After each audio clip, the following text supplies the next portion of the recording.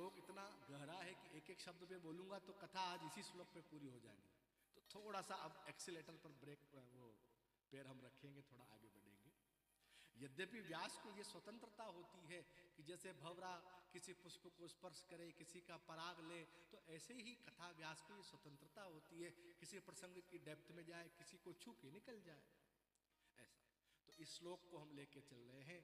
अभी तक हमने भागवत का 1.5 श्लोक सुना है। कितना सुना है? हाँ, अभी हम 1.5 पे पहुंचे हैं। अब थोड़ा हम आगे बढ़ेंगे। तो एक चीज शब्द बोल करके मैं यहां से आगे बढ़ूंगा। यहां लिखा है सद्यो हृद वरुद्ध अत्र कृतभिः। जो व्यक्ति भगवान की कथा सुनने का भी विचार कर लेता है, भगवान हृदय है उसके हृदय में फंस जाते हैं, अवरुद्ध हो जाते हैं। देखो, अवरुद्ध होना और बैठना ये अलग अलग चीज है। जैसे आप इस हॉल में आ गए, आ तो गए, लेकिन अगर हमारे यजमान जी उधर से ताला लगा दे तो फिर क्या होगा? फिर आप बैठे नहीं है, आप फंस गए हैं। उसको बोलते हैं अवरुद्ध।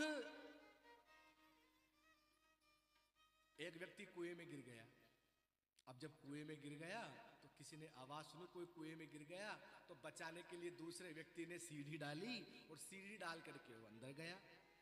अब 2 व्यक्तियों ने ये दृश्य देखा। दोनों व्यक्ति गांव में जाकर के कहने लगे, अरे कुएं में एक आदमी गिर गया। दूसरा कह रहा एक नहीं गिरा है, 2 गिरे। वो कह रहा है अरे नहीं, मैंने देखा अपनी आंखों से एक ही गिरा। और दूसरा कह रहा है नहीं नहीं 2 गिरे। अब वास्तव में उसका अर्थ क्या है? बोले कुएं में तो एक ही गिरा है। अब जो कुएं में गिरा है वो अवरुद्ध हो गया है, जो सीढ़ी से गया है वो अवरुद्ध नहीं हुआ है। आजकल लोग, कभी कभी हंसी भी आती है, लोग बर्थडे सेलिब्रेशन करते हैं ना, तो उसमें नीचे लिख देते हैं अवतरण दिवस की बधाई। अवतरण दिवस? तुम्हारा कब से अवतरण होने लगा भाई? हा? तुम कब से निज इच्छा निर्मित तनु कहोगे? ये अधिकार हमारे ठाकुर का है। वो ये तय करते हैं कि मेरे माता पिता कौन होंगे। तुम तय कर सकते हो? अगर तय करते तो गरीब के घर में जन्म कौन लेता? बताओ। लेकिन ये हम डिसाइड नहीं कर सकते। लेकिन भगवान ये तय कर सकते हैं, निज इच्छा निर्मित तनु। इसलिए भगवान अवतरण, अवतरणिका बोलते हैं सीढ़ी को।